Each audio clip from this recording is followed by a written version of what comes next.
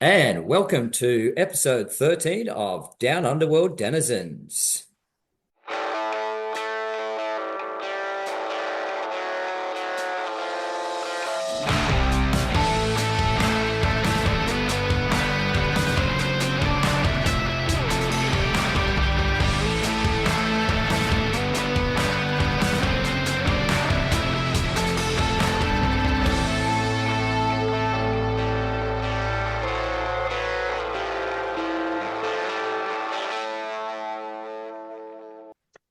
Yes, you've heard it right, folks. We're up to episode 13, unlucky 13. Unlucky for some. Yeah, I'd like to say the other way around. Lucky 13. Lucky 13. Lucky 13. Yeah, well, whichever way you take the 13s, we are up to number 13. And whichever way you take your questions, I think Babs has a commentator question for all of Yeah, us. I do. I do. Look, I want to put it out there. Maybe if you're listening in, maybe think about how you'd answer this question yourself. But to Millsy and Wilts, our regular commentators, imagine for a moment that you've got a scheduled league match coming up the following day, and just this very evening, you're just not really in a Blood Bowl mood. You've got time on your hands, so you want to watch a movie, and you want to pick a movie that's going to get you in the right mood for that Blood Bowl game that you've got coming up. What do you watch and why? Millsy, why don't we start with you? You know I'm going to be out there. Mine's not the standard. My actual go-to movie to watch, get myself in the mood, is actually an Asterix cartoon. It's Asterix in Britain. They do actually feature a rugby game inside of that episode, and I've got the book and I've watched the movie quite regularly. But I also have an Asterix team modeled off those models from there. So and it's just a bit of wacky, zany kind of just good-natured nonsense, but together with a game of football in there. So that's kind of how I play my game, is a bit of wacky and zany most of the time. So that's the sort of thing that sort of perks me up and gets me going again. Cool, cool. All right, Wilts. I'll have a slightly different answer in just a second, but if we're sticking with movies for a minute, I wouldn't actually go for a sports movie. I'd lean more towards a superhero movie like Blade from back in the day. Mhm. It's got all the right elements of excitement and fun and action. Um, but more often than not, I wouldn't actually be watching a movie if I was trying to psych myself up. I'd just be listening to music. Um, Okay. I'd listen to some Prodigy or just some hardstyle techno or something like that, just to try and focus up and get in the game space and take it from there. Yeah, look, there are a lot of American football movies or movies with an American football kind of background in the film. Which I do enjoy.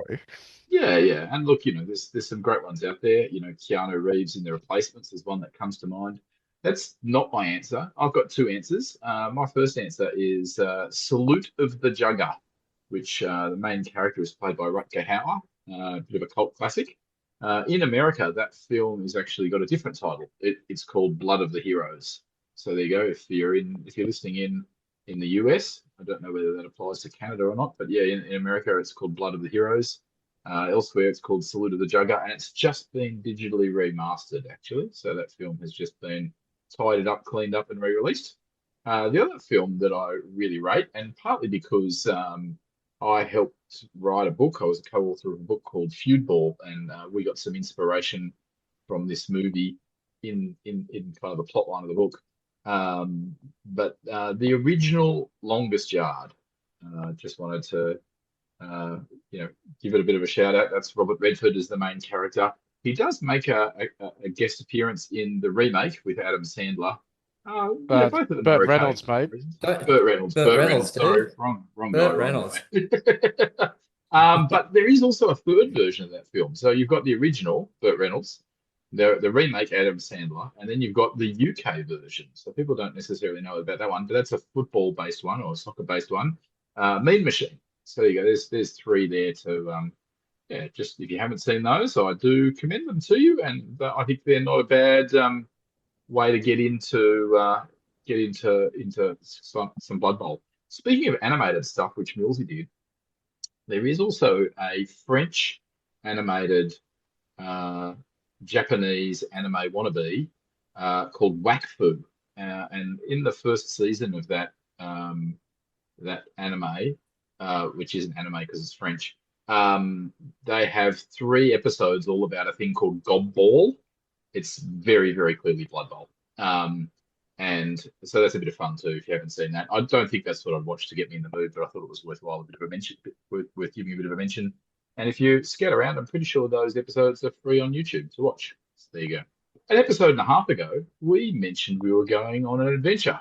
And we are. That's not changing. But one of our local crowd, an occasional commentator on Down Underworld Denizens, has decided to do one better. Yeah, Yeah, Stewie has one-upped us, hasn't he?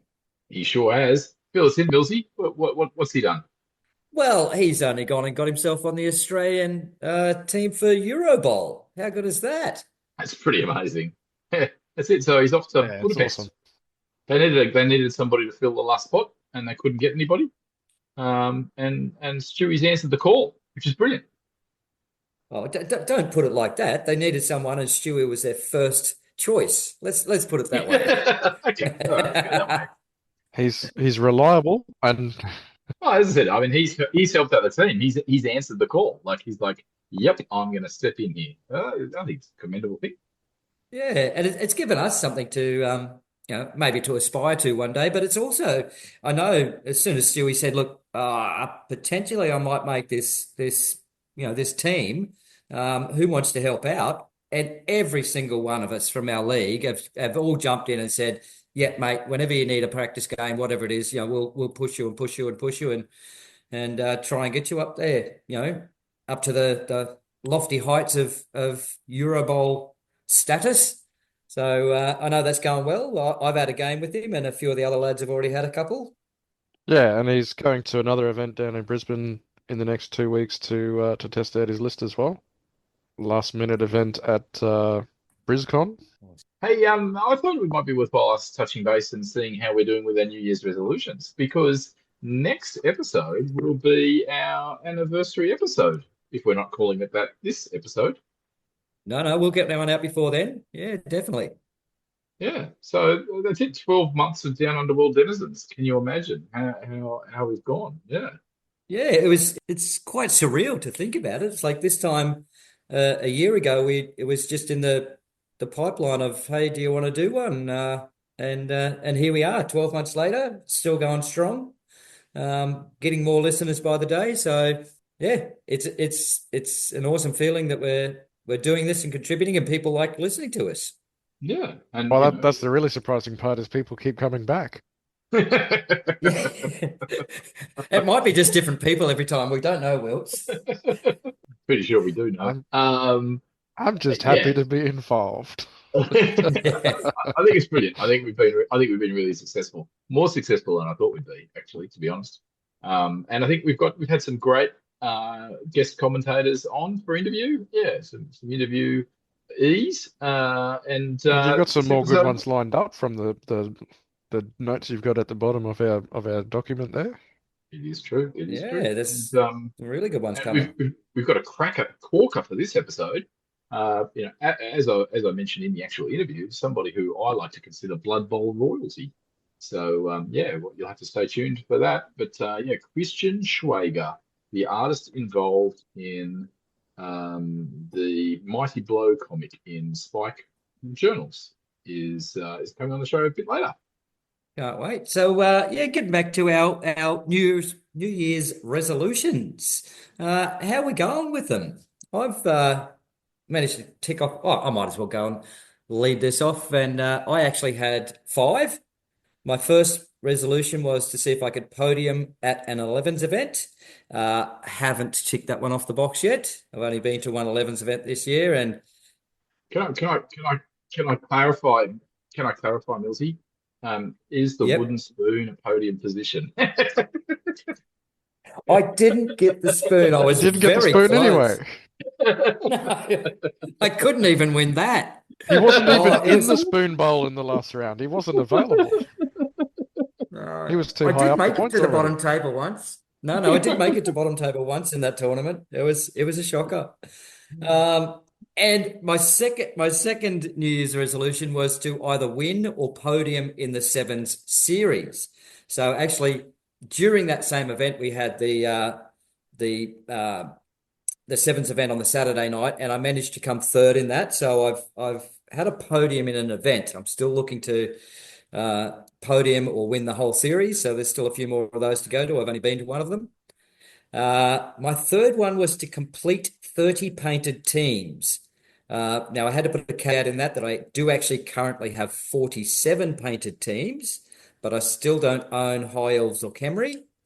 So I am now currently up to 49 painted teams. I still do not have High Elves or Khemri.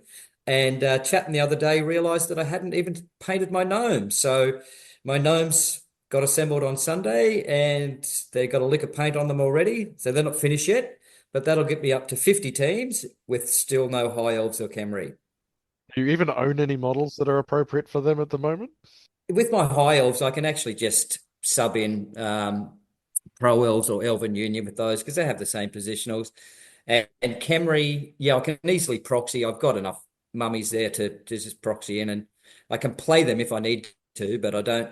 And I'm kind of hanging out, finding out what GW does, like everybody else in the world. Are they going to do something? Are they going to bring them out? So hopefully they come out soon, but I've still got enough on my painting table that it Don't hold won't your bother me breath though, just mate.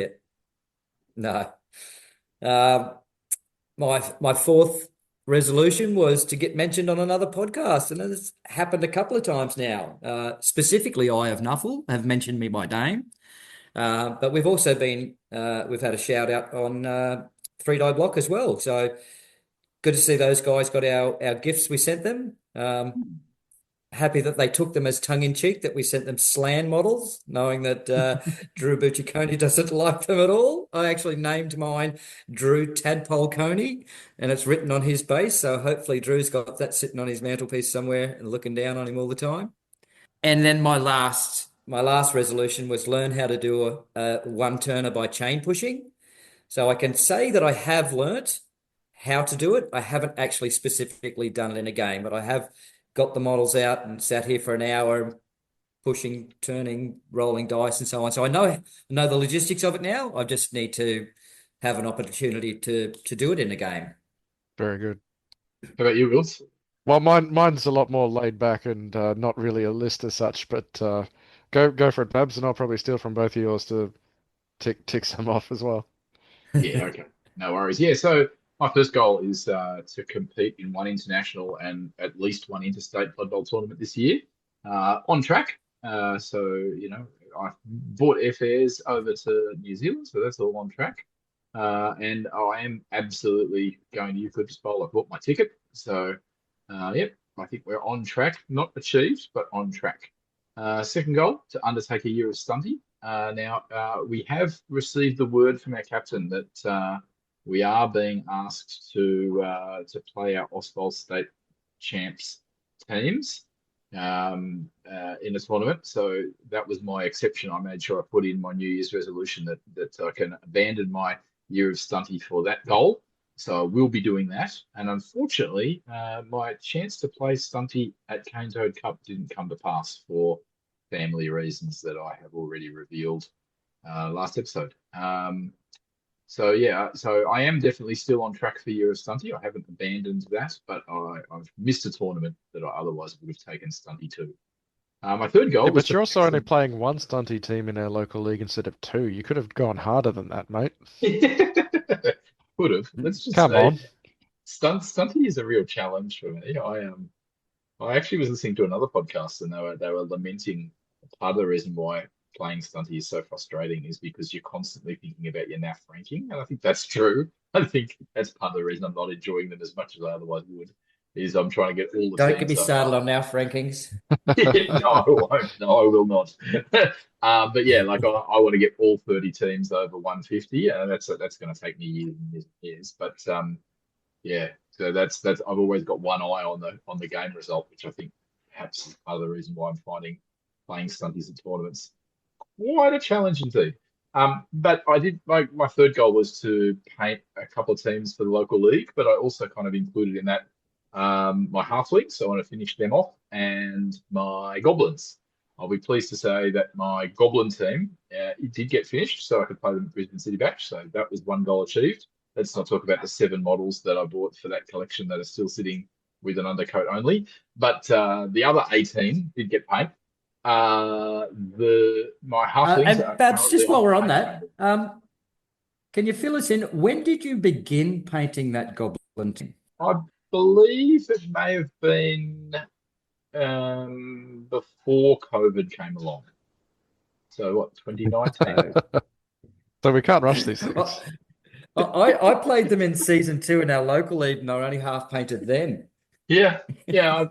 Look, I started collecting those models back in the 2010s. So, you can't rush these things. No, true, true, true. So my halflings are on the painting table at the moment. I'm painting up a few extra models ready for Eucalyptus Bowl. I think I'm happy to reveal that I'm taking flings to Euc Bowl. And then, I of course, did I've got play my those the other corn. day, and they are a great looking team. Yeah, so I've also got my corn and gnomes. I have started painting them. They've got a base coat down, and I've painted a sample model mostly complete. I'd say 75% or so between 50 and 75% complete on one single model only for both teams. So they're underway. So I'm going to say that I'm on On track. track. Yeah, maybe a tiny bit behind schedule, but I am semi on track. And then the last one is to lose weight, to be under 100 kilos. And I want to say, as of today, I've got less than 2 kilos to go before I get to that goal. So I Hey, feel well like, done. Woo, nice yeah, work. I feel like that goal is, ahead of schedule, if anything. So Excellent. I haven't dropped the ball with any of those just yet. Okie dokie. So my actual New Year's resolutions, as we talked about, doesn't take very long. My goal was to make the Queensland state team for Ozbowl, and I've officially made it as one of the subs for the team. So I'll No, be don't heading sell over to New yourself Zealand. short. You made the team. Yeah. So I'll be heading to New Zealand with the boys, and if one of the other state teams comes up short, I might get a run anyway. And I'm sure there'll be lots of good stories if I have to play against Queensland at some point. But we'll Again. we'll wait and see what happens. Yes, again, Millsy. Um, so we'll wait and see what happens there. The other part was just trying not to guilt myself or feel bad about not finishing a project that I've started. So I can very proudly report that I haven't actually started any projects yet this year. So I absolutely have not failed a single project that I've started. Um, That's the best way to guarantee success. Don't try. Yeah, exactly. I feel like there's a T-shirt in there. Best way to never fail is to never start anything. Yeah. Yeah. What I have done though is I've actually assembled a brand new hobby space for myself. I've assembled a desk out of some bits and pieces from Bunnings and from fantastic furniture and made myself a brand new hobby space that I'm still moving things into. So it's good to have a dedicated space. It's not just my computer desk clogging up the works and getting things in the way of each other. So there's definitely plans to have plans in the very near future, but nothing actually in the works just yet, except I did get both of my league teams undercoated this week. So that's definitely progress. It's only taken 2 rounds of the league competition to get that started. But progress is progress. If I'm going to borrow from Millsy and Babs, I've definitely got some things happening all around the place, but we don't need to go into that too far yet. It's only up from here. It's good.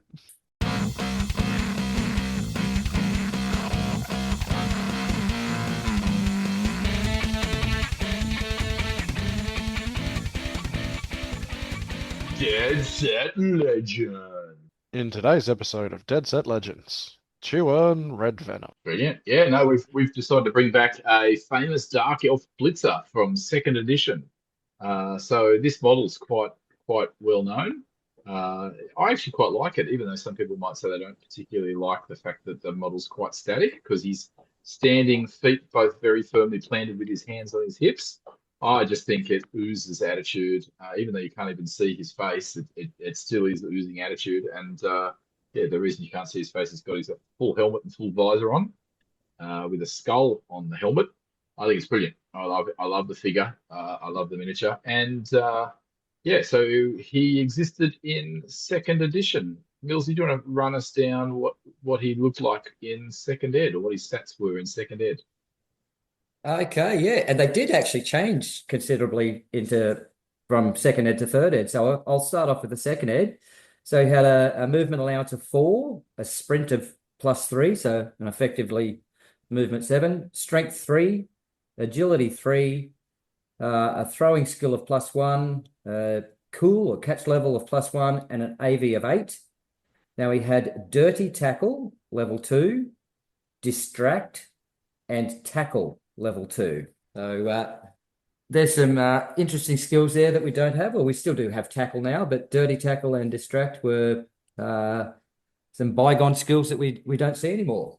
Yeah, and then I think this was one of the models that the mail order team made some stats for, basically as a way to sell some of the old second edition models in third edition. So yeah, that got released. I think it ended up reprinted in one of the Blood Bowl compendiums back in the day. Yeah, Yeah, Compendium 1, I think, from memory. yeah, and Blood Bowl magazine one. It was he was also in there. Yeah, I couldn't help myself. I actually saw that mail order, the original mail order, of those star players up on eBay in the UK. And I think it was like going for, I don't know, £2 or £3 or something. So I was like, yep, and so I bought it. So I've got The it. catalog. Yeah, the original, wow. yeah, Yeah, cool. mail order little, it's basically an A3 page folded into, 4 pages of A4. One of my favorite things about Tuern Redvenom, though, is he's actually a star player linesman, which is not something you get to see very often these days. Yeah, that's it. In second edition, he was listed as number 13 lineman for the Dark Renegades. So a star player lineman is something that doesn't happen very often. I don't know. Do we have any other star player linemen? That might be a question for our viewers or our listeners. So tell us about how he migrated to third edition, Millsy. Okay, so in the third edition or the mail order version, whatever way we want to call that, he was actually a Dark Elf Blitzer. Movement 7, strength 4, agility 4, which is a 2+ now, an AV of 8, which is 9+ now, and he came with block, dodge, dirty player, tackle, and pro, and he cost 175,000. That sounds like a Millsy edition star player. I haven't even given mine yet. Stop that. They went a bit overboard, didn't they? Well, I think they did, but I actually think, in one sense, they spotted where the hole is. If you're an elf team and you want to hire a star, what do you want the star to bring? Some muscle. You need some strength on an elf team. Like that's the hole that it's missing. So, Well, that's a hole, but I didn't think it Sorry? was the one that it was. Do I have to edit that? Don't call him an a-hole. what are you calling me already? It was a gap in the elf lineup for star players, but they could have found a different character to fill it, in my opinion. Yeah, well, Yeah. that's fair. That's a fair discussion. And, that was one of the things I wrestled with in designing the stats is do I want to make a player that would fill a current need in the star player meta, or do I want to be accurate to the law? It's an interesting dilemma. Who wants to go first? Wilts, you're still the reigning champion, I believe, because we didn't actually find out whether I beat everyone with my Babs version. So if you're still the reigning champ, you can hit us up first. Wilts, what do you got? Rightio. So I've got a little bit of a mishmash going on here where his movement 6, he is only strength 3, but I've also decided specifically to make him only agility 3+. He does have passing 5+ and an AV 9+. So he doesn't have the absolute pinnacle of stats coming out the gate, but he does have a very specific purpose. The skills he's gonna rock up with is tackle, diving tackle, armbar, and disturbing presence. So disturbing presence is filling in for distract from back in the day. Distract, yep. Armbar does some effort towards dirty tackle, giving bonuses to hurt people that have fallen over. So it's getting in there. And I figured tackle by itself, diving tackle makes it a bit more fun. He can throw himself around. He's tough. And so I've made his special star player ability. I've actually specifically called it Dirty Tackle. So Nice. once per game, when an opposition player falls over as a result of failing their agility test to dodge away from a square in which he's marking them, as long as they're not injured, then Tuern Redvenom can declare as using Dirty Tackle. Place him prone and perform an immediate foul action, and he gains the Dirty Player and Sneaky Git skills for this action only. Ooh, interesting. I like it. How much does he cost? I've priced him up at 160k, and he can play for Favoured of teams because he used to be a Dark Renegade, but he can also play for Dark Elves just because they're dark and scary. Yeah, I like it. I don't think it's going to win, but I like it. He's not going to win. He's not going to win games by himself because he's not the ball carrier. He's I doing don't his care job. about He's games. I'm not worried about games, Wilson. I'm worried about this competition on our podcast. That's what I want to win. But there's a gap in the market for star players, and I figured like this is the gap that I wanted him to fill. He's not out there to run the ball. He's not out there to win games. He's there to put the boot in and make sure people aren't doing their jobs themselves. And you've priced him up really well. Like 160 is probably doable for an elf team. Like one of the things they suffer from is, having expensive linemen and not really having too much money left over. So at 160, I think he could be affordable. And a Renegades team or a Chaos team that's missing a key player to a miss next game, they're going to have enough money floating around for one of them, probably. My Tuern Redvenom is only going to play for Elven Kingdoms. So there you go. So it doesn't. Maybe that's an oversight because I like what Will said earlier. Never mind. I'm sticking to my guns. So my Tuern is movement 7, strength 3, AG 3 plus.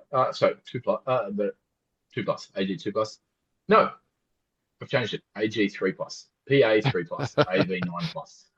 So Lock he it is in. actually an AG 3 plus elf, believe it or not. He's got block, dirty player +1, tackle, disturbing presence, very long legs, loner 4 plus. His price is 175k, and his special skill is intimidation. The first time Tuern is caught fouling, Tuern can attempt to intimidate a ref. The ref on a 3 plus, the referee is intimidated so much the foul is the same as if he had been successfully argued the call. Nice. Fair enough. Okay. Yeah. Fair enough. That If you makes want to it go for an interesting. inferior Tuern, that's fine. Okay. Do you want to hear the winner, lads? I've got Go it on. for you. Enlighten us, Millsy. It's actually it's a mishmash of second, a mishmash of third, and it's actually got elements of both of what you guys have put in. So I've got movement 7, strength 3, AG 2 plus, and I'll just say that once, PA 3 plus, AV 9 plus. Now it comes with armbar, like Wilt said, that mimics dirty tackle. Block, disturbing presence, mimics the distract. Dodge, because you want to have a block dodge. Learner 4 plus. Tackle, and he plays for Dark Elf or any team with favoured of. So very much matching what Wilkes has got there. And his special rule is ankle tap. Once per half, when an opponent dodges away from Tuern, after checking the dice roll, Tuern may gain the diving tackle skill, and on his next turn, he is considered to have the jump up skill.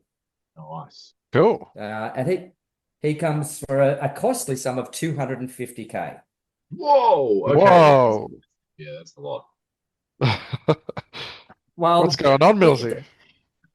well, I may have overcompensated because I've always done them too cheap. Can I do a Babs and just change my costing 4 or 5 Do it. times? Yeah, go and change it. I don't Make him care. make him 210, and I think you could call that fair. Yeah, yeah. Well, I was going to say 220. So, yeah, well, let's go 210. Let's go with 210k. I'm happy with that. Yeah, I just wanted to shout out a couple of things with my bills. I deliberately made him AG 3 plus, my Tuern, just because I didn't want him to be the ball handler, particularly. I didn't think it was in. He hardly has any touchdowns in his stats in second inning, so I didn't want him to be the Yeah. ball caddy. And also, I gave him very long legs because he has a ridiculous number of interceptions if you have a look at his stats in second ed. So there He you go. certainly There's a couple does. of reasons Yeah. why I gave a few things different to what everybody else did. Yeah. And I gave him, rather than going to the third ed, giving him strength four, um, like I really wanted to lean into that. You don't want to, dodge away from this guy. That he's got his tackle, he's got his arm bar, and then basically he's got diving tackle and jump up. It's like, well, why would you want to dodge away from him? So that's why I've given him block and dodge, because it's like, well, I probably won't get this guy down, so I need to leave his tackle zone. So that was my thinking behind giving him block and dodge. Yeah, but It's if he's interesting. marking up on a strength two catcher, they're not going to knock him down with their fists. Well, this is true. Gives you options. There you go, listeners. So yeah, once again, chime in on our Facebook page and tell us how much I won by. Or you can even you could even vote for Wilkes or Babs if you want to give the pity vote to somewhere. If the And mood should interestingly, strike. well, I thought it was interesting that all three of us decided, no, he really should be strength three. I mean, we've clearly got, you know, rules that were printed multiple times in third edition with him strength four, and we all went, nah, that's not right. Nah, that's not him. Save that. That's some That's other elf yeah, that just happens to be wearing his helmet. Yeah. So that's yeah, Ponce Moranian, isn't it? yeah. But interestingly, we all sort of took a bit of second and a bit of third and mixed them together. So yeah, we'll see what our listeners think. I think it's good though that we're all on roughly the same wavelength as far as what he should be doing rather than what he's sometimes portrayed as doing. Are we rubbing off on each other? Are we going to become bland and all just say the same thing? Um, it will be funny if we ever do one of these and we actually have almost the exact same thing across the board. That would be funny. Well, Wilt and I, we matched quite a few of our bits and pieces, the armbar and so on, and disturbing presence to match the dirty tackle and distract. So yeah, we're getting close.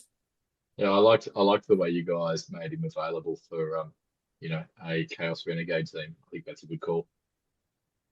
Well, he was, for my mind, he was listed as he played for the Dark Renegades, but he was I think he's written down as like he's chaotic. So like, well, he's not going to play for the good Elven team, so let's make him play for just Dark Elf, and Yeah, then where do exactly. all the other Chaos teams fit? Favored of. So that was my reasoning behind that, and probably the same for Wilt. If I was going to revisit it now after the fact, after our discussions, I was just going to say he can play for favored of teams that are not Norse teams. Oh Yeah, yeah, that's fair. Because That's fair. yeah, that good that call. doesn't feel very on theme. But Chaos Renegades, Chaos Warriors, Chaos Beastmen, if that's your bent. Um, but yeah, them and the Dark Elves, because obviously he's a Dark Elf. Yeah, But yeah, Yeah, why those wouldn't he those play for Dark Elves? those beer barrel bashers can go get their own star players. They've got plenty to pick from already.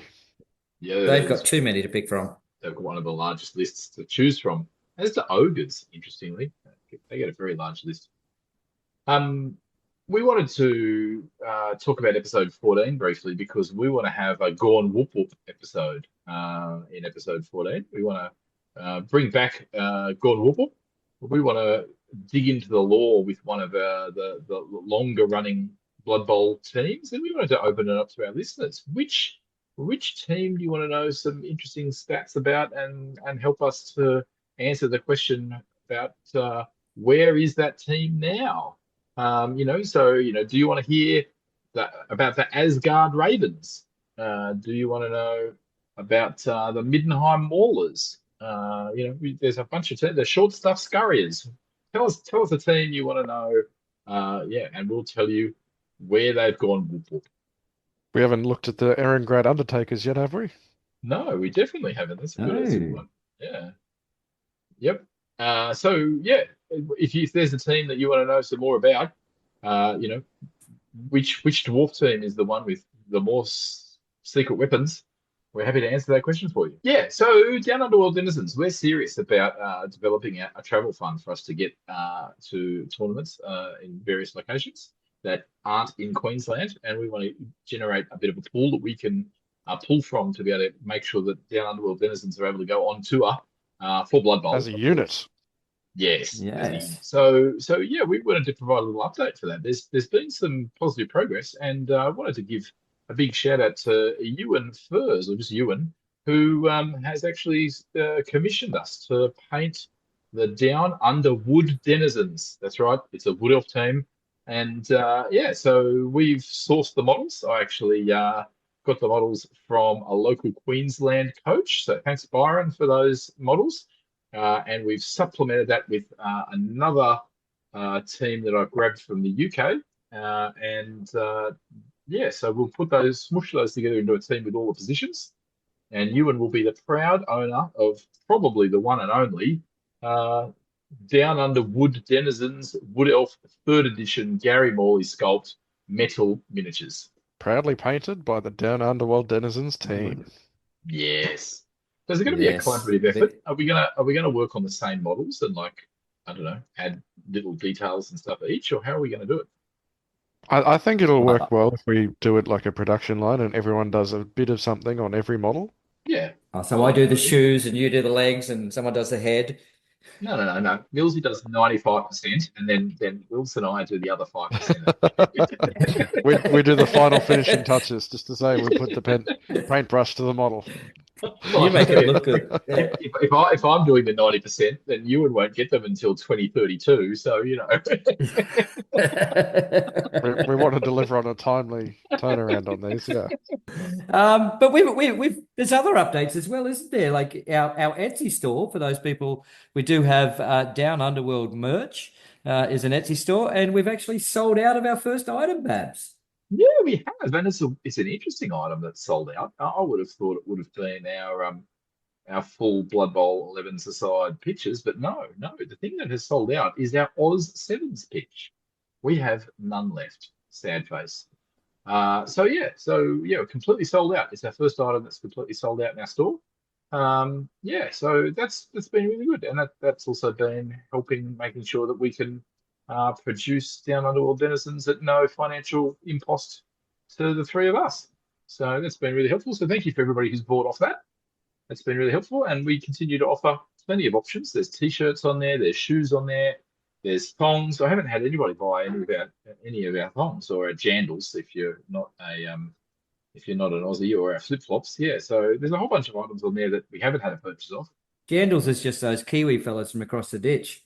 Everywhere else is flip-flops. Okay, well, whatever you call them, we've got them. I thought you got to be Down Underworld denizens, have something pretty Aussie like that.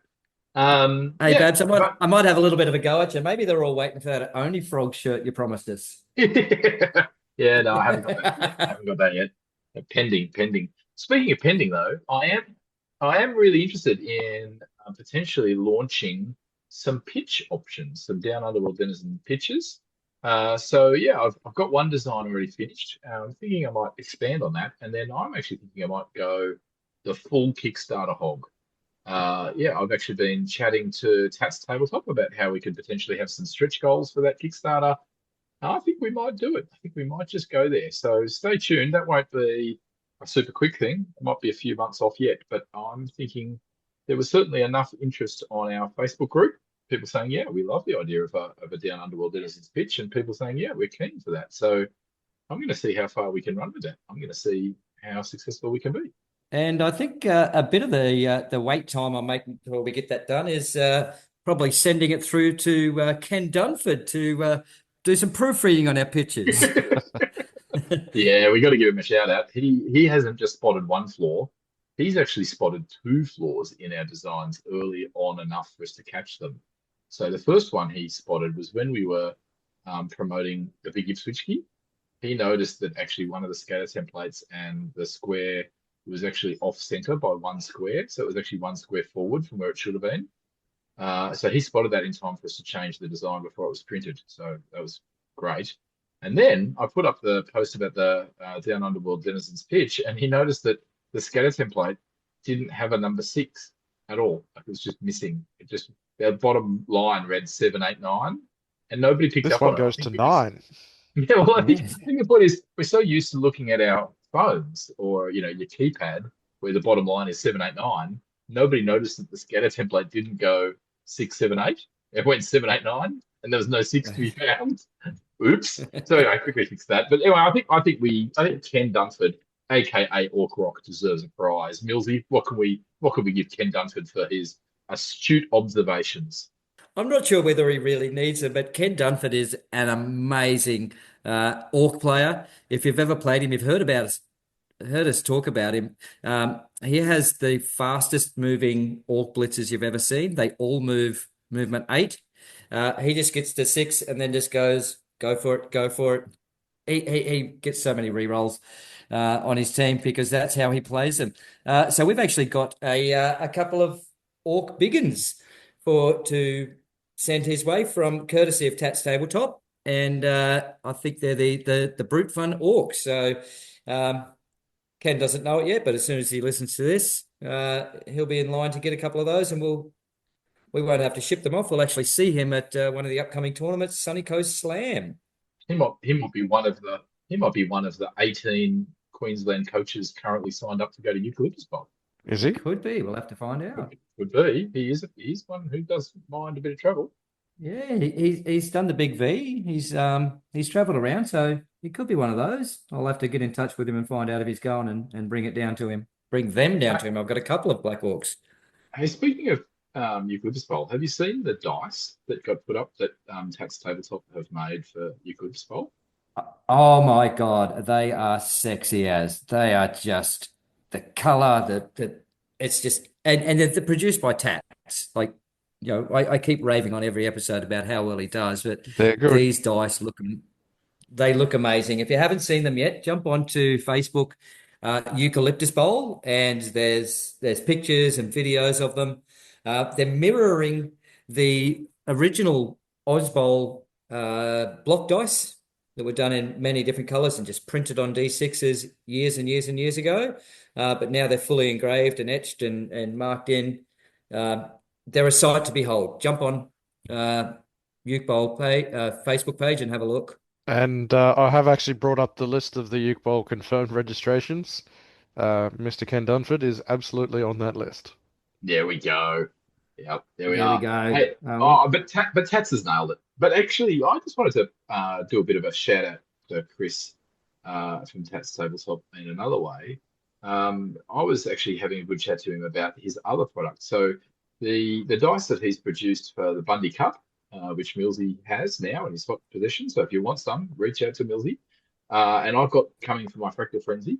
They're plastic dice. But the other dice that Tats does are resin dice. And he can completely design those designs from scratch, including a D8 and a D16. So he doesn't have to rely on getting imported dice from another country. He actually pours them in his own molds in Australia. And I believe that he is the only provider of resin dice that have the ability to completely customize his dice to have a custom font or custom logos on everything, including the D8. And potentially every face. Yeah. Yes. So, he has a unique ability that, as I understand it, no other provider for Blood Bowl has that ability. Only person globally that has that ability to customize not just the D6 in resin, but also customize the D8 and the D16. And as I said, I think he's the only one who is actually pouring the dice from scratch. So yeah, that's a pretty big deal. Yeah, Aussie first. Well done, Chris. Those resin dice, they're beautiful. They're a premium product, and they look every bit of it. I particularly love the finish of the resin dice. I think they're very good across the table. Yeah, And he's got a good range of colors as well. They come out really nice. Yeah, so reach out to him if you're interested in something like that. See what he can do. Hey, I just wanted to make an addendum to our discussion on resin dice. I just want to say, hey, there's other suppliers out there who do definitely provide high quality resin dice. Please hear our discussion with Tats Tabletop isn't saying that. What we are saying is that these other suppliers, the way that they provide resin dice is they actually have somebody else give them to them. then what they do is they engrave on them, as opposed to Tats, who actually pours his own resin and has the ability to completely customize them. So there is a slight difference there, and it's an important one. A bit of a premium price, but worth every penny. Hey, I just wanted to introduce Christian Schwager, our guest interview for Down Underworld Denizens episode 13. Christian is a big name. He is an official part of the current Blood Bowl products because he is the artist who draws every episode of Mighty Blow comic. Now, he didn't initially start that Mighty Blow comic, but he has now been the longest running artist on it. The Mighty Blow comic in our Spike journals that we get every issue. The last episode of Mighty Blow comic was in the Karstorff Spike journal. He's been running since episode 10. So just wanted to introduce that I've known Christian a long time. When I was originally the NAF tournament representative for our local region, regional coordinator, and supporting people running tournaments around Australia and New Zealand and other parts of the Asia Pacific.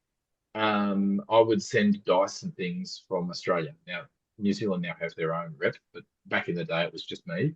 And so when Greenstone Cup was running, I would be talking to the person organising that, and that was Christian. So that's how far back we go.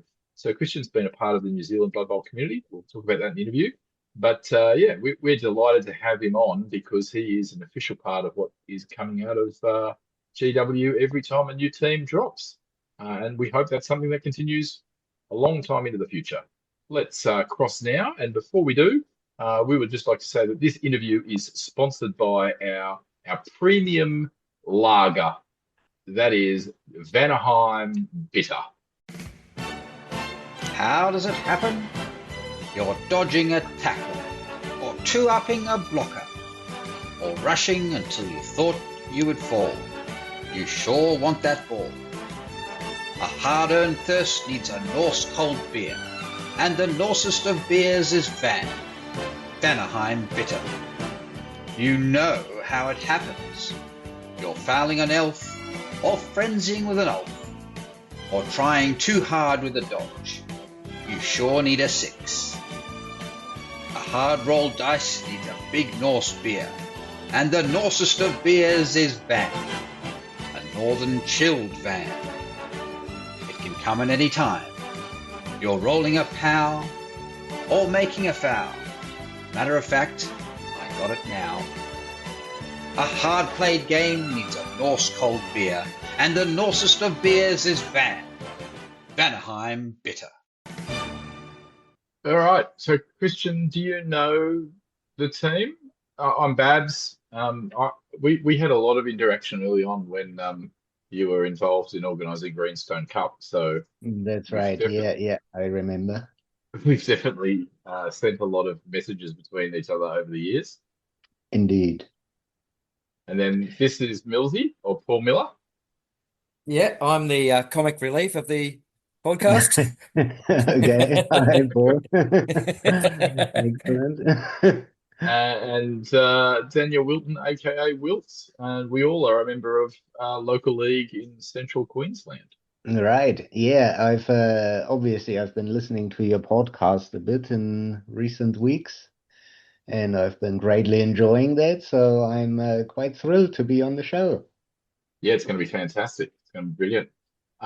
So Christian, we normally ask our guest commentators a bunch of introductory questions. So we might hand over to Millsy to start those. Cool. All righty. Yeah, Christian. So how and when did you first get into Blood Bowl? Well, so it all started in 1993, I think it was, when third edition was released. And I had come into the hobby in general sort of via Hero Quest, like probably quite a lot of people.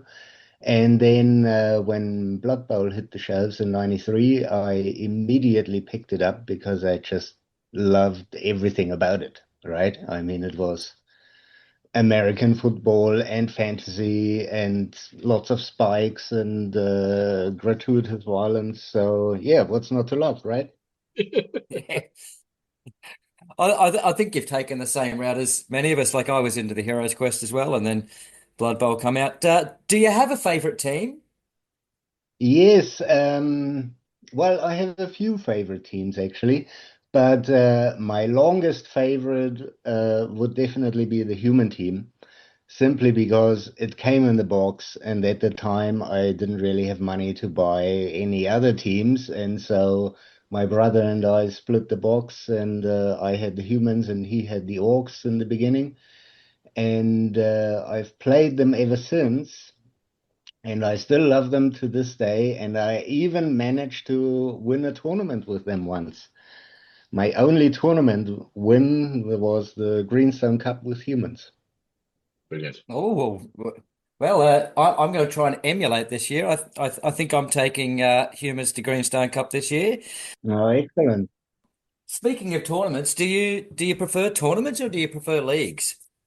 Well, at the moment, to be honest, I would prefer to play it all. Because it's sort of I go through those phases where I sort of have long breaks from playing anything at all, and Blood Bowl is usually the only thing I play anyway. And so at the moment, I'm just trying to get back into it. We've got a pretty good league going in Munich here in Germany with lots of people, and so I'm easing myself back in with a few open league games where you can just play along with whatever teams you like, friendlies basically, but with record keeping and all that.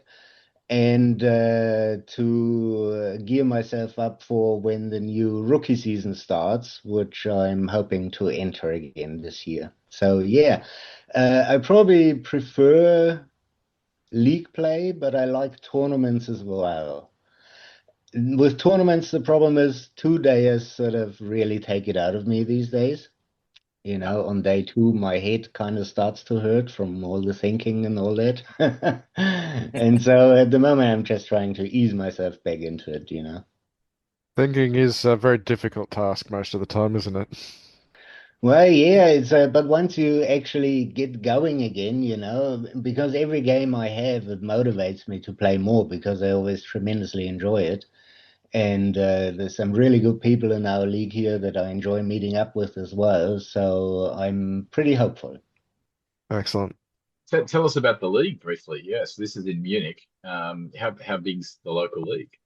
Yeah, it's called the Munich Rumble, and it's got hang on, I'm just gonna have a quick look to see how many teams there are in the rookie at the moment, because I think it's something like yeah, 36 teams or even more. I'm not quite sure.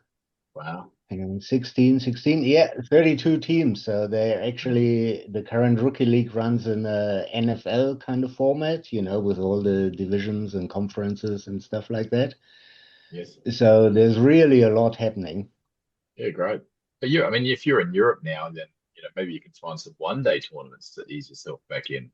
But presuming you've got your head around the current rule set, tell us, is there something that irritates you about the current rules that you would potentially change if you were able to, I don't know, leverage some other people at GW to make some tweaks for the new edition? What would you be advocating to change? I probably haven't played enough of the new rules to actually really make an informed call on that. I quite like the additional stat that came with the big change. Yeah, the passing And set. but I still think passing is probably a tad unattractive to a lot of coaches. And I think that's a bit of a shame Yeah. because I've always been a big fan of passing, and I passed with every team and every player you can imagine because I think it's a part of the game and it should be done. And I'm usually sort of a happy-go-lucky player, so I get myself into bad situations where desperate plays are sort of the only way out. So I'm a huge fan of passing, and I haven't done it at all, I think, since the new edition, because I've played so little, of course, as well. But yeah, that's probably the main thing that I think should be looked at least to see if this can be improved a little. It's always the desperate plays that you remember the longest, though, isn't it? It is definitely. Following up on your favorite team being humans, do you have a favorite star player to play with them, or do you like using star players at all? I know back then when I started playing Blood Bowl, I used a fair few star players, and I really like Zug because I've always liked the model. I've liked the third edition model, and now I've got a fifth edition model, which I absolutely love. And yeah, I just like the idea of the player. He's basically an ogre without really stupid kind of thing. So yeah, always been a fan of Zug. Yeah. Excellent. And the last of our standard questions is, if you go to the pub, what's your favorite meal? My favorite meal. Well, At the here in pub. Germany, you mean a pub like an English pub, or can it be what we have as a pub here in Germany? Well, not a restaurant, but somewhere that like an ale house or somewhere that you can get good drinks. Yeah. Well, we probably got some of that as well, but I'm probably gonna go for a burger. Yeah? Yeah, probably a Any cheeseburger. a cheeseburger. Yeah, I Excellent. love cheeseburgers. Can't go wrong. Nothing to do with the fact that they're from Hamburg. No, Hamburg's a long way from us. Look, Christian, for many of our listeners, they won't really know who you are. And obviously we have you on the show because, as far as we're concerned, you're Blood Bowl royalty now, right?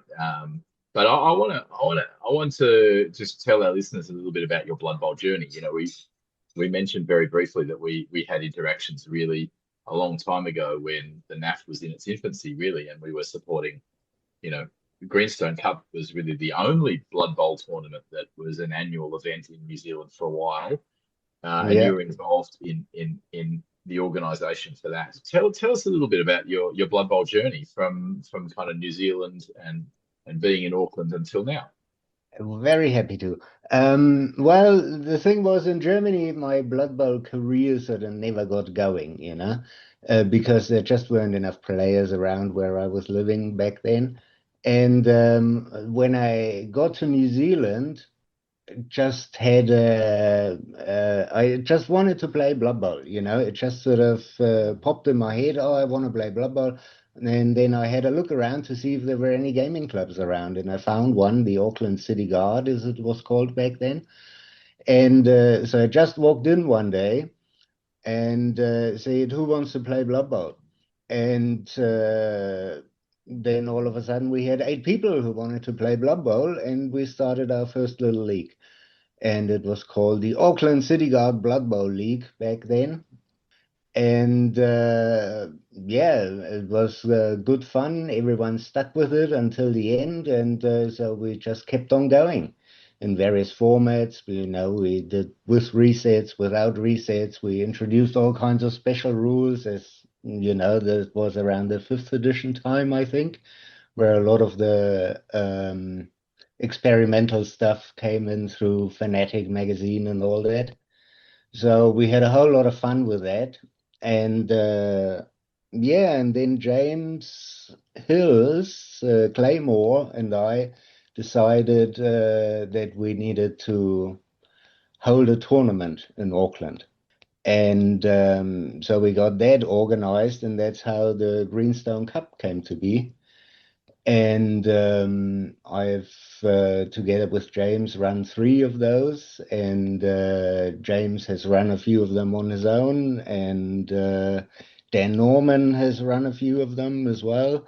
It's still going today, so that's just the thing that thrills me most about it, is that the league as well as the tournament that I have kind of established, I suppose, are still going today. That's just wonderful. Yeah, and Millsy's going to play in it. I certainly am. Well, I'll probably end up playing with it unless there's an accident with someone on the main roster. Yeah, true.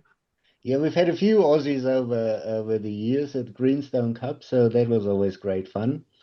I fondly remember playing against Garden Gnome, and I'm sure he won't quite so fondly remember that game. Yeah. Oh, you got him, did you? Well done. Well done. It's No, no easy well, it feat. was a draw, but it was just, it was horrible for him. I played humans, I think, and Yeah. he played Chaos Dwarfs, and he should have destroyed me by all accounts.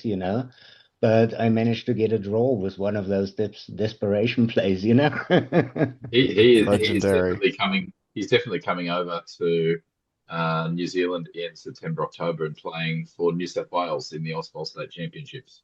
So he'll be in Oh, New okay, Zealand too. awesome. I think it'll be his fourth Blood Bowl journey to New Zealand. He loves it. He just Yeah, loves he's been over a few times. Yeah, it. Yeah. So I mean, tell us a little bit about, obviously, you're a professional artist, and yes, one of the little things you've done is produce a whole bunch of artwork that the New Zealand Blood Bowl community hold very dear to their heart. Do you want to tell us a little bit yeah. about, kind of the artwork you've produced for the New Zealand Blood Bowl scene? Yeah, well, all that started with the league in Auckland as well. I just sort of decided for myself that I wanted some artwork that I liked to, illustrate the league and everything. And so I come up with that shield logo eventually with the half shield with the spiked ball in it that all the provinces are using now as well for the provincial championships. Just a bunch of illustrations to, if I had a specific theme for a league or something like that, for a season, then I would draw a picture for it that kind of illustrates that. And that's how all that sort of got going. And then over the years, more and more people approached me, wanting logos or whatever. I've done a few in Australia as well. I've done a whole lot of artwork for Sandgroper Cup over the years. Stuff like Bush Ranger Bowl and Redneck Rumble and yeah, a few different things. And I'm still doing logos for tournaments and all that to this day, actually. Yeah, right. Fantastic. So, give it a bit of a plug. If somebody wants to commission you to do that, how should they get in touch? Well, they can always write me a friendly email at Schwager, like my last name, at solitudo.com. That's SOLITUDO.com. You'll probably put that in the show notes or something as well, right? If you're okay with that, and Yeah. you don't get Yeah, spammed with yeah, a whole that'll be bunch of web fine. bots sending you, click here to see Yeah, beautiful human or put a brides or link to something. my Instagram or something like that. That might be easier. Yeah. Yeah, and then we can talk about stuff. Yeah. Yeah, brilliant. The Brilliant. thing with these logos is, right, I don't make a living of those because I usually don't charge these people what I would charge business clients, right? And so I'm really mostly doing those kinds of logos for the love of it. So I won't take on too many jobs like that because otherwise it's just killing my business basically. Yeah, sure. And but if I have a special interest in an event or if I just really like someone, then I'm happy to help out with something like that and do it for a special price as well. Yeah. Like at the moment, I'm doing a big collaboration with Johnny Wilkinson for the Big V. Yeah, we actually have a question about that. Yeah, it's not a logo in this case, so yeah. Go, Millsy, ask your question.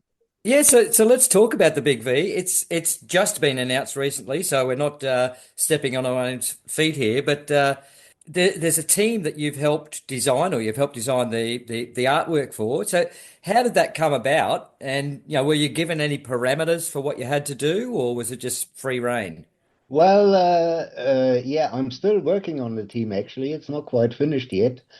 And yeah, Johnny just approached me and asked if I had any interest in that, and that he wanted to do a whole team for the Big V.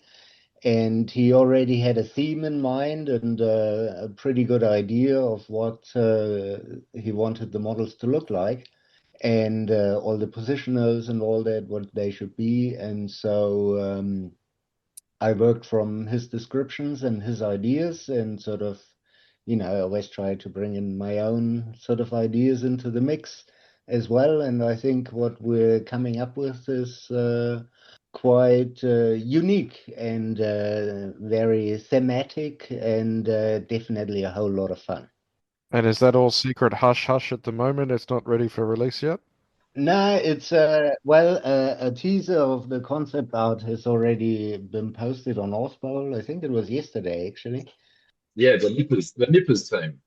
Yeah, that's right. Yeah, and what the team will be and everything. So it's this surf life saving theme, right? And all little fellas with big spikes and big helmets and stuff like that. So yeah, we definitely wanted to put a lot of emphasis on the fun aspect of the team.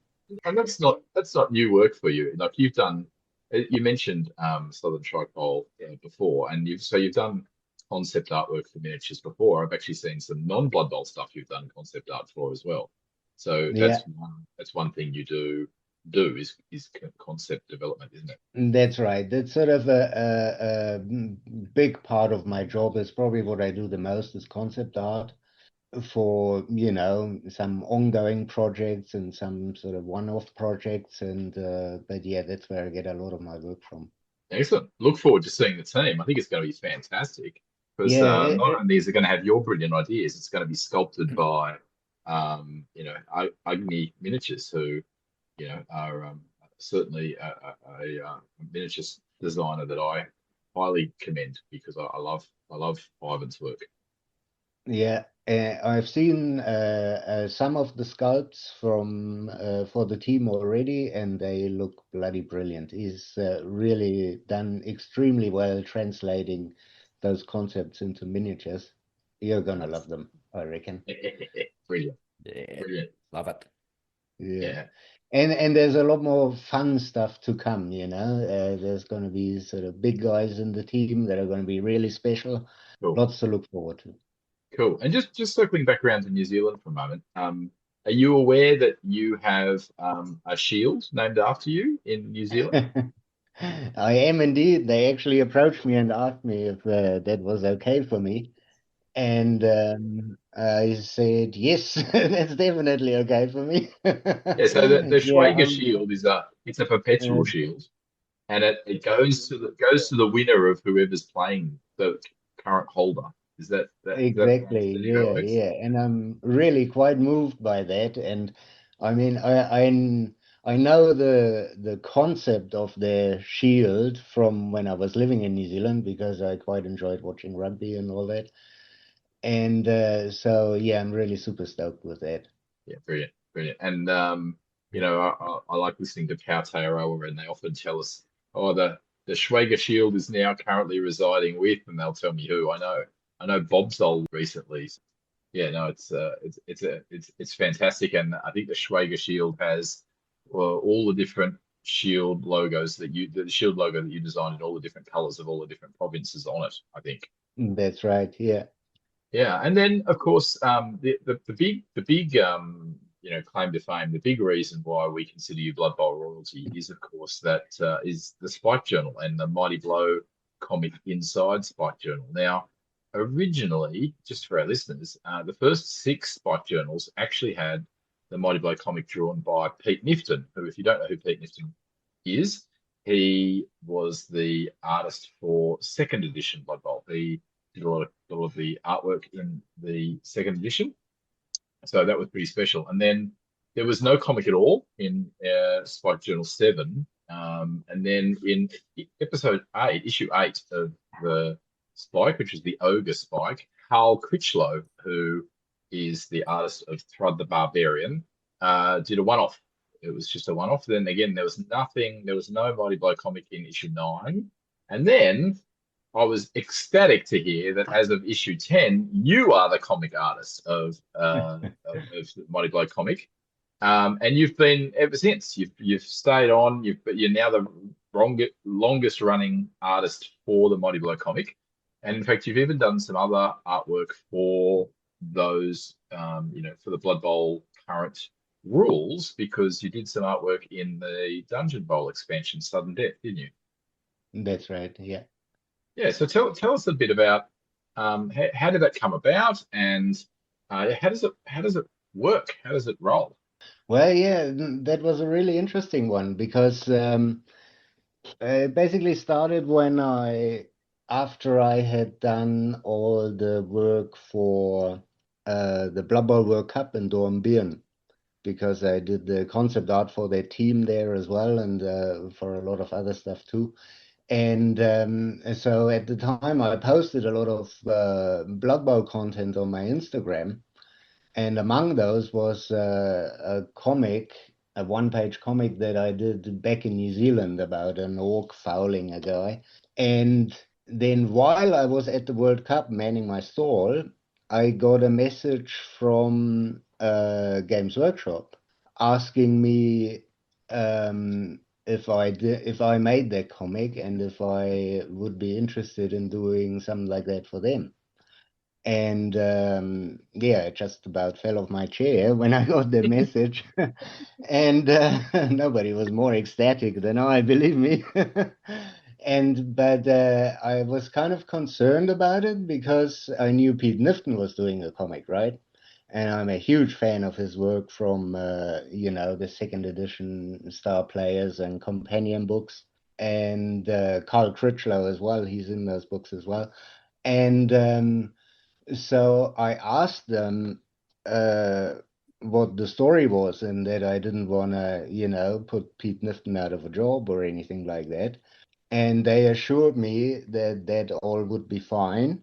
And so I said yes. And then a few months after I got my first commission, they sent me a brief and sort of the story written out with descriptions of what they wanted to see and all that. So I did a few preliminary sketches and then did the layouts and all that. And that was the Snotlings, I believe. And yeah, that was the first spike I did. And they seemed to be pretty happy with that. And so we just carried on doing those. And I just love doing them. It's just exactly the kind of stuff I love to draw. It's all Blood Bowl. It's always fun. They always have sort of crazy ideas of, how the game unfolds and the events in the comic strip. So yeah, that's been a great experience.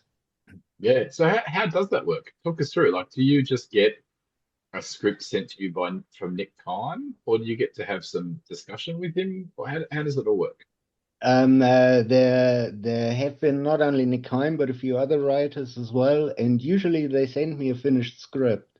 Well, it all starts out with they tell me what it's about, what teams are involved and all that, and so I do a bit of research on that, and I get a bit of reference material, and I just do some preliminary sketches to work out all the characters that might appear in the strip. And of course, Biff himself, because you may have noticed he always looks different in every comic strip. Yeah, his hairstyle keeps changing. Yeah. And yeah, he's always been big on his hair and all that. And so I always do sketch out a few ideas of what he could look like in this one. And so alone that's been a whole lot of fun. Then they send me a finished script usually with everything they want to see, also how they want to see the layout and all that. And then I sketch that up, and I still, have the opportunity to do my own interpretations of things, but the text and all that, that's usually fixed, and I just work with that. And then once the layouts are approved, then I do a proper sketch of everything. And once that is approved, then I do the inking on top of that. And for the more recent ones, I've also done the lettering as well, with all the speech bubbles and placing the text and all that. Yeah, so big job, but immense fun. Do you have a favourite out of the Spike journals you've done? Ooh, yeah, it's a tricky one. I really love the Snotlings one, the first one I did, just because it's Snotlings and I love Snotlings, right? Snotlings are great. And there's just so much craziness in the whole strip, and in the end it all sort of falls apart and stuff. So yeah, that's really quite funny. But I can't say everyone has been different, and like I cursed a lot when I did the Amazon one because of all the jungle I was drawing, and that was just so much hard work drawing all those leaves and trees and bushes and whatnot. But in the end, I really enjoyed every experience, and I enjoy reading them all now as well. I just love them. Yeah, some of my favorite work actually. Yeah. Yeah, awesome. That's really good. It's really good to hear. Is there anything else you wanted to talk about in your Blood Bowl career? Well, as far as career goes, that's not all that much to talk about, I suppose. And yeah, I just want to get back into it. That's my main aim at the moment because yeah, I've missed it over the past few years, and it's just such a great game, and I love everything about it. And I always have a good laugh when I play it, and a good chat with whoever I play with. And so yeah, I just want to get more of that face-to-face Blood Bowl going again. That's my main goal for the moment. Well, we want you to keep drawing those comics. Do whatever you need to do to keep that contract rolling. We love them.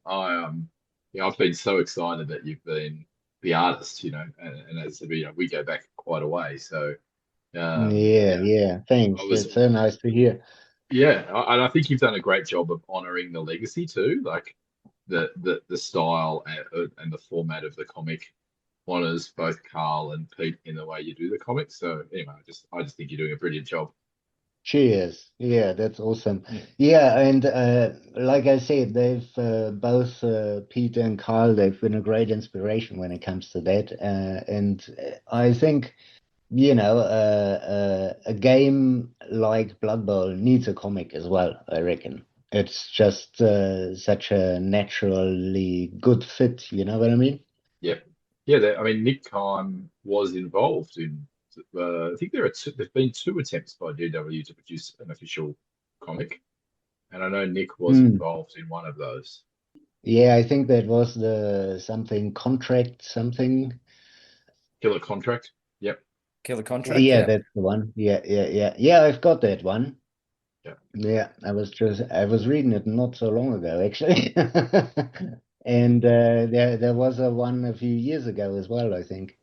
Yeah. Hey, I may have to chat to you later about potentially utilizing some of your artwork for a pitch for something like the Aotearoa Provincial Championships or something. I'd love to help out the New Zealand guys with a custom pitch at some point. So yeah, I'd love to have your artwork in the center of the pitch if you're okay with that.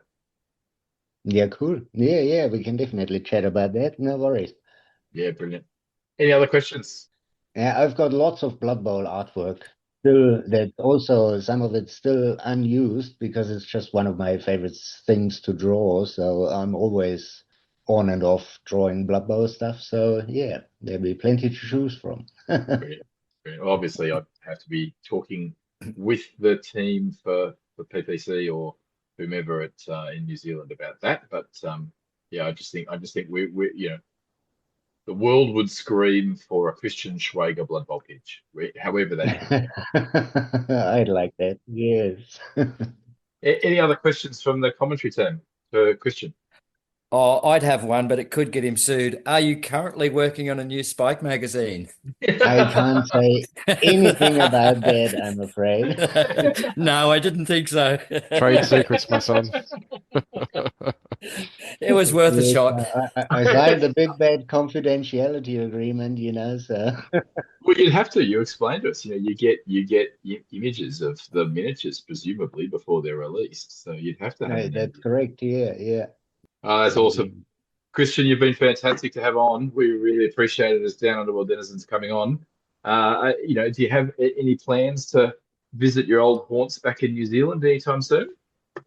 Well, I would love to, but it's of course a question of money more than anything, and I don't have a lot of that. So, yeah, making a living with art is it's pretty difficult. So, yeah, I would love to go back and visit at some point, but at the moment there are no firm plans or any idea when that might be possible.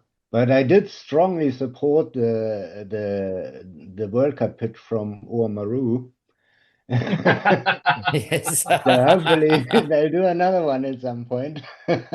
Oh, I think they That have would be plans cool. to. Yeah, I think they do have plans to keep that ticking along. Yeah, I don't think Tricky's Yeah. Tricky's not one and done. He'll have another crack. yeah, Yeah. I reckon. One last thing, Christian, before we let you go. It's becoming a Yeah. bit of a tradition amongst our special guests that we get on. Can I Hmm. just get you to please say your very best? That's brilliant. That's brilliant. Awesome.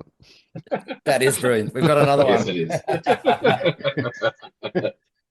Thanks so much for your time, Christian. We really appreciate you coming on. It's been absolutely brilliant. It really has. So, you'll be in episode lucky 13. Wonderful. Thank you so much for having me on. I've greatly enjoyed it. And sorry about my rusty English, but I did my best. Did I go okay? Is that all right? Yeah, no, that worked Yeah, that's well. fine. A hard-earned thirst Yeah. needs a big cold beer, and the Cool. best cold beer is It's good Vans. beer, isn't it? Yeah, I said to Dr. Nick, I was waiting for him to say, Vanaheim better. yeah, I was about to say, but I was waiting for him to say something like, you can get it making a foul. Matter of fact, I'm going to boot him now. Like, Yeah. I've got the boot That in would have right worked too, now. yeah. Tuern Redvenom's happy to put the boot in anyway. well, that's exactly right. Maybe he does play for the Norse teams. He might be chugging on some Vanaheim bitter. Oh, yeah, so don't go back and change it. Let him play for Norse. Speaking of playing, I drew up a roster the other day for, well, both Greenstone Cup, Sunny Coast Slam, which run the same rule set, and also looking at taking the same team, humans, to Eucalyptus Bowl. So when I was going through my roster build, I had this spare money left over, and I reached out to the lads and said, "What's better, an apothecary or a keg?" Now, I have my own thoughts on this, but I mentioned it to Babs, and Babs, being the nerdy mathematician that he is, said, "Well, leave it with me, and I'll get back to you." Babs, what did you come up with? To carry the Norse trend, I said, hold my beer. No, look, Non-alcoholic, of course, in your case, Babs. that's the good out of the bag. Look, I just wanted to say that actually, I was actually listening to another podcast, and they were talking about a blog from Stewbacca in the UK. And the way the podcast was speaking, I thought there was a comparison between apothecaries and um, Bloodweiser kegs in the blog. Turned out not to be the case. Turned out it was just a bit of a discussion about whether they're worth the cash in and of themselves. But I think it's a really interesting question. Is an apoth better or is a keg better? So I did a bit of a maths stat dig to work it out, and it's not straightforward. The first thing I want you to think about is just the apothecary, right? So the apothecary can be used in one of two ways. It can be used to turn a badly hurt result directly into a player in the reserve bit. So if they're only badly hurt on the injury table, in the casualty table, they can go straight to the reserve box. If it's anything other than badly hurt, then it's another roll on that D16. And of course, that's only going to result in a badly hurt result 37.5% of the time. So it's not very successful. If somebody's rolled on the casualty table and got a result other than badly hurt already. So in tournament play, I don't very often see people use the apoth if the casualty result is something other than badly hurt. But the other way you can use the apothecary is when a player is KO'd, you can use the apoth then, and it turns that KO result into a stun. And I think that has further play in tournaments in certain parts of the world than others. So that does always work. That is turning a KO into a stun. But the mathematical calculation is a bit dependent on how many turns the player would be on the pitch for before they return. And as Millsy said, you've also got to factor in the chance of the opposing player coming in with a boot while the player's stunned. And of course, if the boot works, well, then that use of the apoth is for nothing. So the stats on how successful is an apoth is complicated according to how you use it. So as I said, if you're only using it on a badly hurt result, you've got to wait for that badly hurt result to turn up, which is only 37.5% of the time.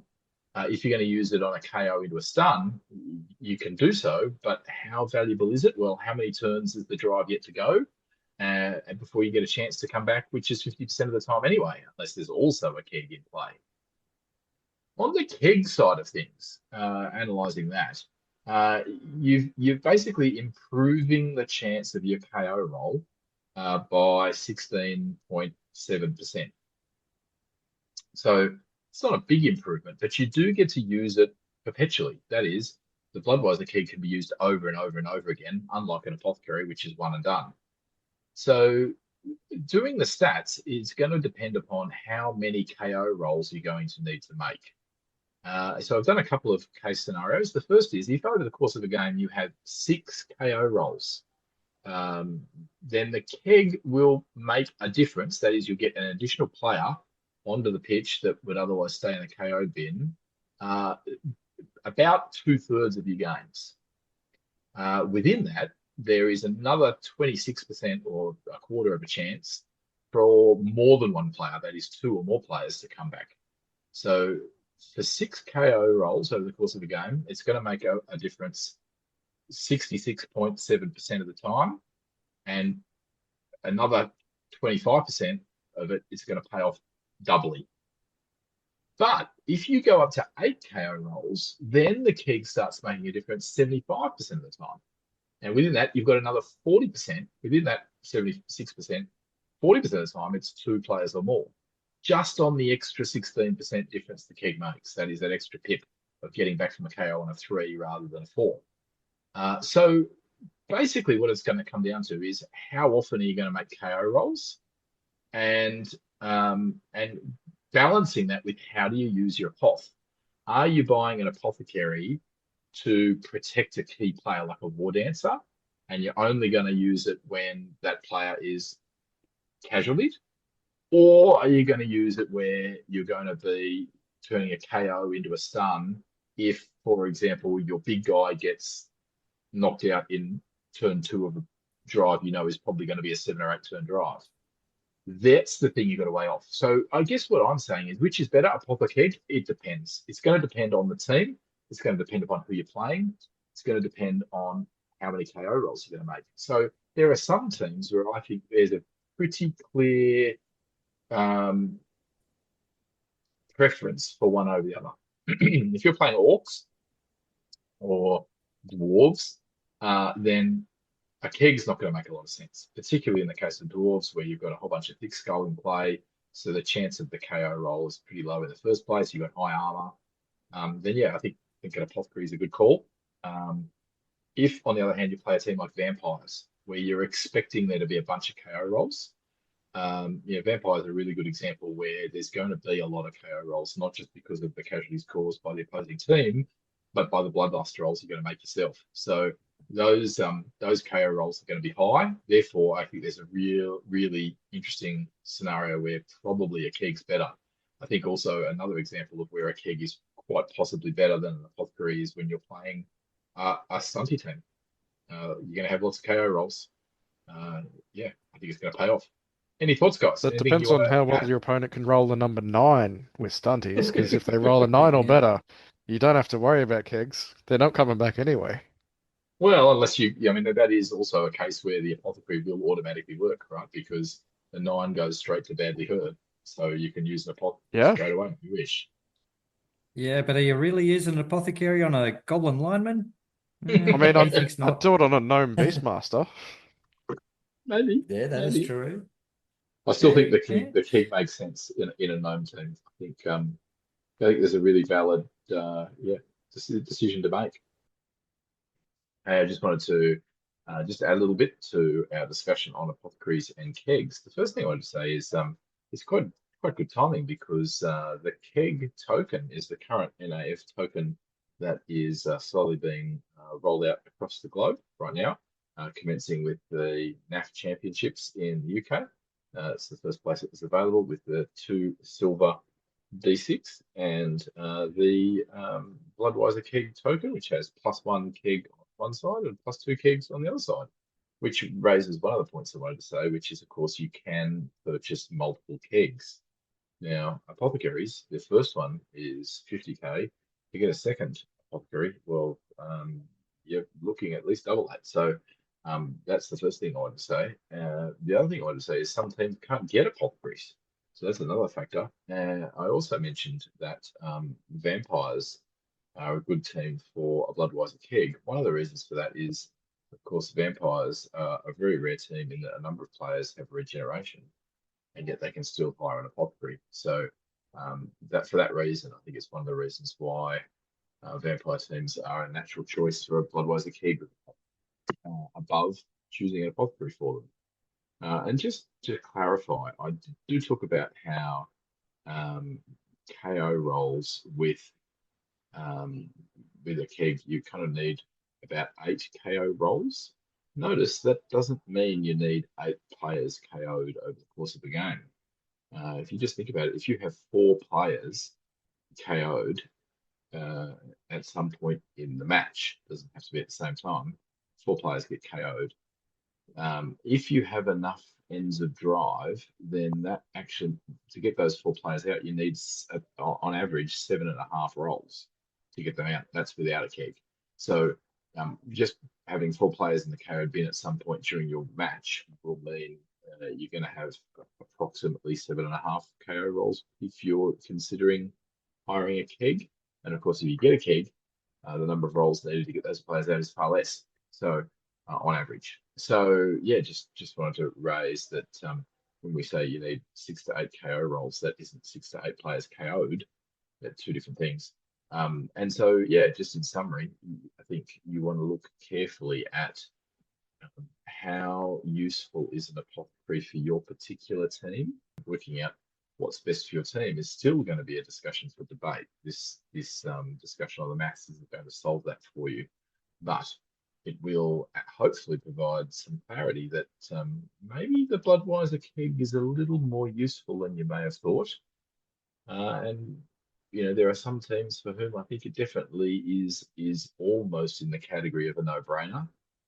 There are, however, other teams where an apothecary is going to be a far better choice if you're going to go one or the other. So hopefully this discussion's been helpful. Yeah. Yeah. I'm pro keg the whole way. But one of the things you touched on there was, what team have you got? What team are you playing against? And not only that, what coach?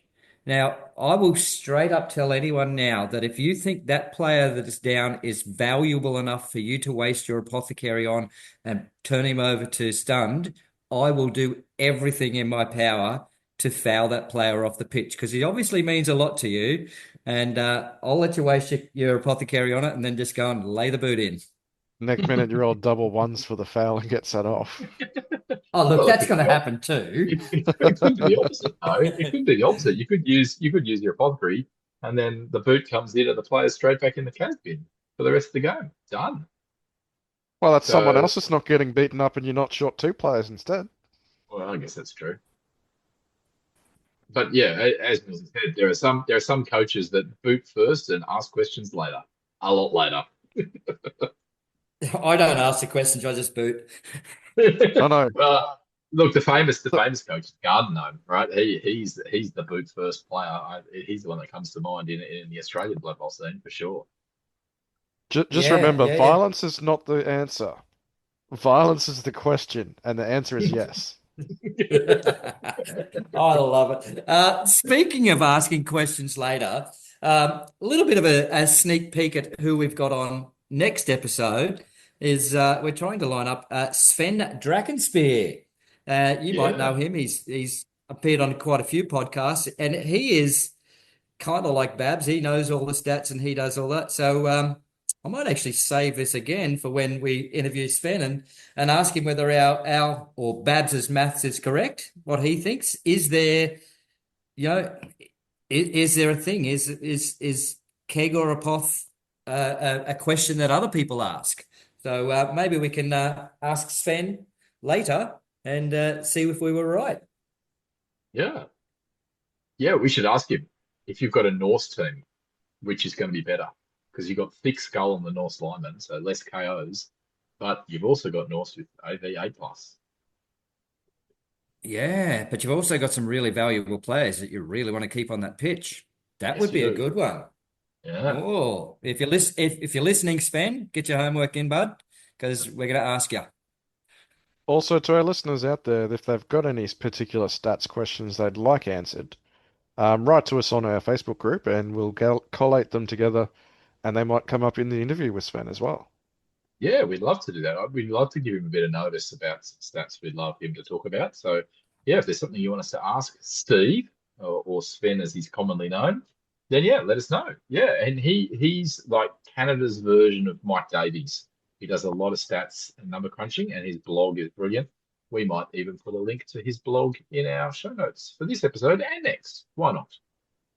Oh, I don't know what's happening with me. I have actually assembled all of my gnomes. And I think I've talked to both of you guys. Did the turned one of the gnome linemen into a female, which wasn't an easy task of just switching the head over. You had to file the back of a head, Yeah, file the yeah. back of it where it was, and then they had a beard I had to scrape out of the way, and yeah, and it's Did a pretty come good up job really from what I well. can see, yeah. Yeah. I think you've done a really good job. Yeah, well, I haven't put paint on it yet, so well, actually, I have. I've done.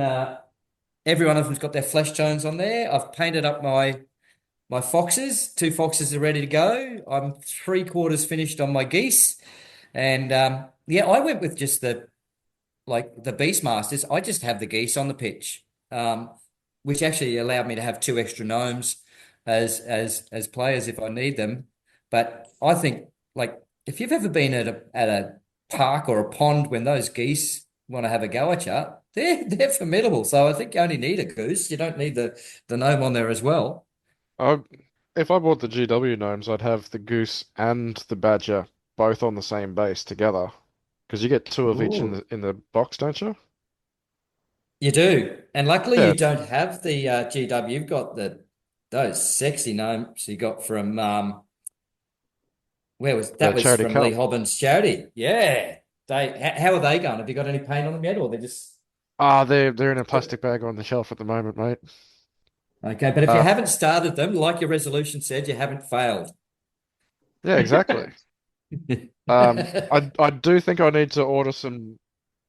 I I do was think going I to say need to that's order some replacements from Tats because the two of the linesman models, which I'm actually going to use as the tricksters, they're not quite as detailed as they should be. They're supposed to have little skulls hanging off the ends of their jesters' caps, and the Yeah. skulls are actually missing off the model. So I might have to get Ah, new versions done, or I could dig through my bits box and find some skulls. But where's the fun in that?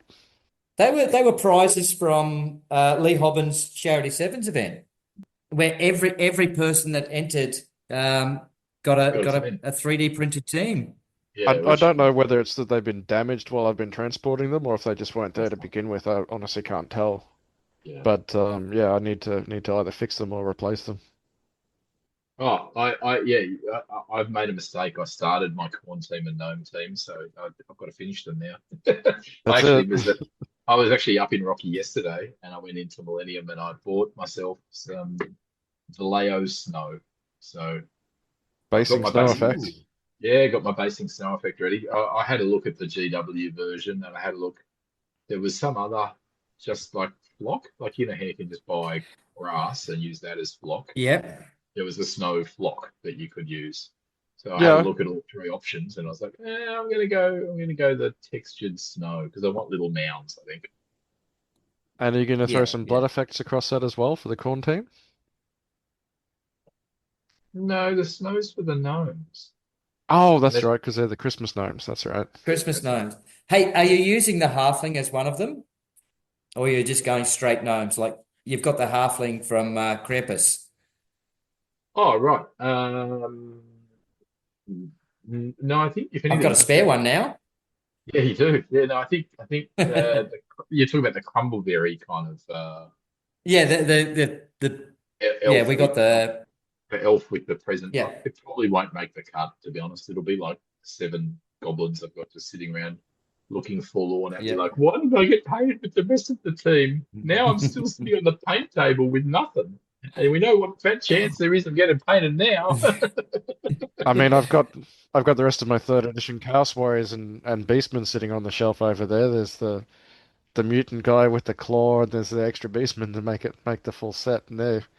Well, they're going to saving be a grace. fair while back in the queue.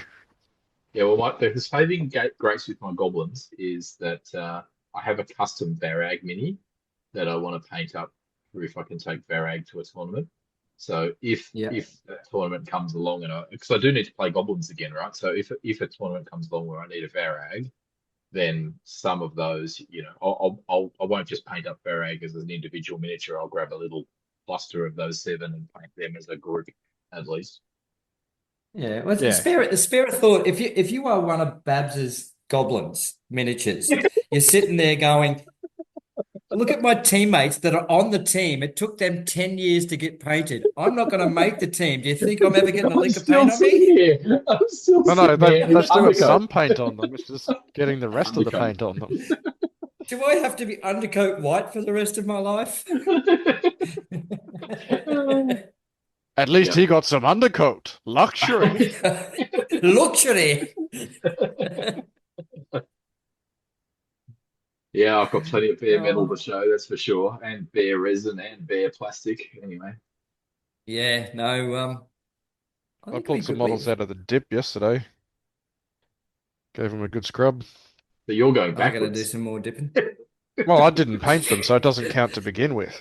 Yeah, true. Some of my painted scenes, I'm just going to plan to just touch up a little bit and just leave them as is. Yeah. Oh, is it Mine's my Norse problem? team like that. I actually painted a few extra My, models in the scheme that I got for my Norse. yeah, my problem with doing touch-ups now is like not that I'm an amazing painter, but my painting has improved amazingly. So anything that I'm touching up with my new good way of doing it, and it looks out of place. And like if I get one miniature to try and go back to my old way of painting, I just can't do it. So that's why I did with my halflings. I just stripped a whole lot of them and went again like a week out before the league started. Well, no, they're all going to look the same. Sorry, they're all going to get repainted. Yeah, fair enough. Yeah, I can appreciate that. I wouldn't necessarily do it, but I can appreciate it. You can So appreciate it. So coming You, back, you got to coming understand, back, Millsy, I'm a very lazy painter. I don't paint because I enjoy it. I paint just because I enjoy having it done, Yeah, so just to say I it's do not the finished enjoy it. process now. of actually doing it.